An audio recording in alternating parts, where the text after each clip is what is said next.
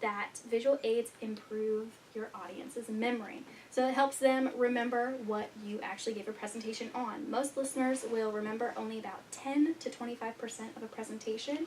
However, if we add a clear and self-explanatory picture of an aid, then the audience will have a greater chance of recalling more details of the presentation. Another benefit is that the visual aids speeds comprehension. So we've all heard the saying, a picture is worth 1,000 words. It's actually scientifically proven that using a visual aid helps the brain understand more, and it helps the brain understand quicker. So I found this interesting. The left side of the brain actually focuses on step-by-step process of analytical processing of information. However, the right side of the brain focuses on simultaneous processing of information as a whole. So basically what that means is when a speaker adds no visual kind or sensory aid to a presentation, the left side of the brain is supposed to do all the work. So that speaks, that explains why we only remember 10 to 25% of a presentation. Let's see. Next, another benefit of visual aid is that visual aids adds to the speaker's credibility.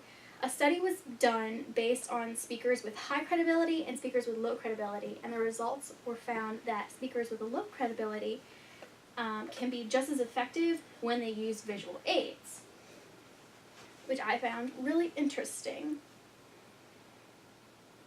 And so a question that a lot of people ask is, should I use one? I automatically think, yes, you should use a visual aid. Always. You always want your audience to be engaged. You always want them to be, focused on what you're trying to say, right? That's not always the case. Sometimes using a visual aid or sensory aid can actually be more of a distraction than a help. So you don't need a sensory aid when the message is super simple. When the message is really simple and maybe not a new concept to a lot of people, using a visual aid is more so distracting or annoying or irritating to your audience. You don't need a sensory aid when the sensory aid unnecessarily lengthens a presentation either.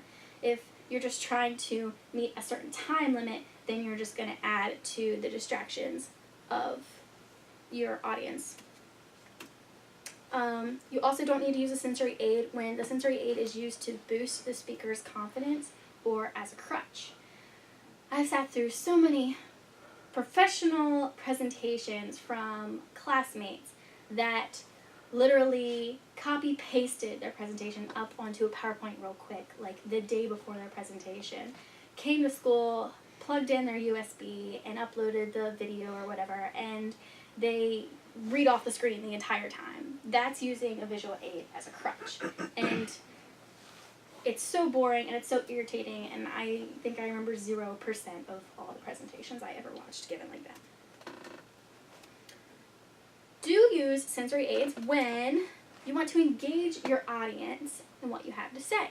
So obviously this is going to be for maybe a topic that's a little more complex. Not something super simple, maybe a new idea or something.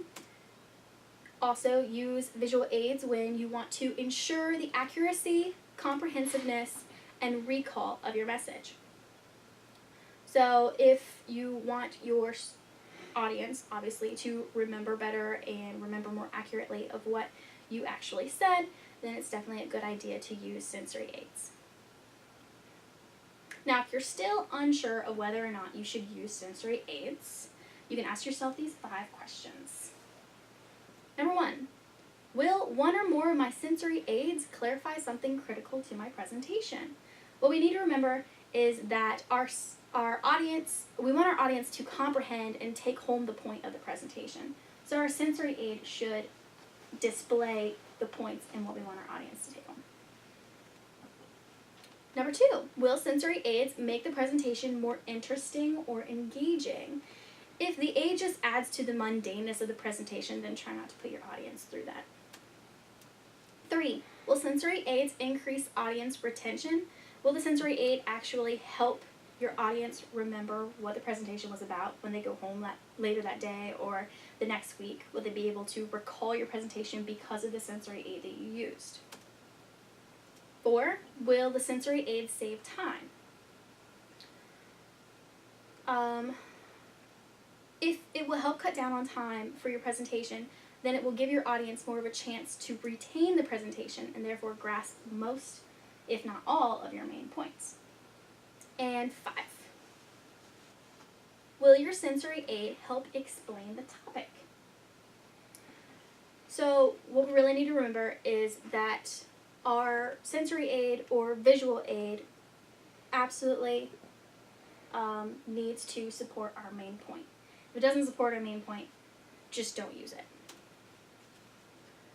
So moving on to effective use of visual aids. Do not overuse visual aid. Try not to make your slides too full or too busy, too sparkly.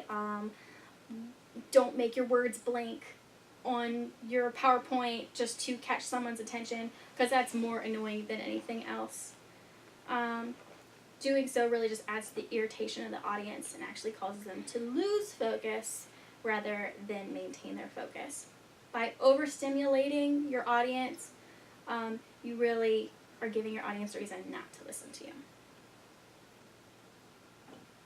So another effective use of visual aids is to remove from sight when you no longer need them. I tried to do that here, and I don't know if you all can see it, but when I am moving to the second point, the previous point fades a little bit, and then the new point will pop up, so that I more or less can kind of control where your eyes follow on my visual aid, so that I'm sure that you all are most likely following along with me. The next is never turn your back on the audience. Doing that really disconnects the speaker from the audience and just breaks the attention from everyone. What I'm trying to say is the speaker and the audience will lose connection, and then the audience won't pay attention to your presentation anymore. Next is thoroughly rehearse your visual aids. If you don't practice your visual aids, then it won't turn out very well. I've done a lot of presentations in the past where I have tried to use my visual aid as a crutch, and I didn't rehearse at all. I kind of just copy-pasted and then read off my slides and didn't make any notes added to the side of my slides, and it never ends up well, and you never get good grades for it. People don't remember what you talked about. Then lastly, be prepared for technical difficulties. Always try to have a plan B and a plan C so that people can go home with the main point of what your presentation was actually about. In conclusion, I hope that we have all learned the various types and uses of visual aids, the benefits of using visual aids for a presentation, when to use them, when not to use them, and effective use of visual aids. Thanks for coming. That was my references.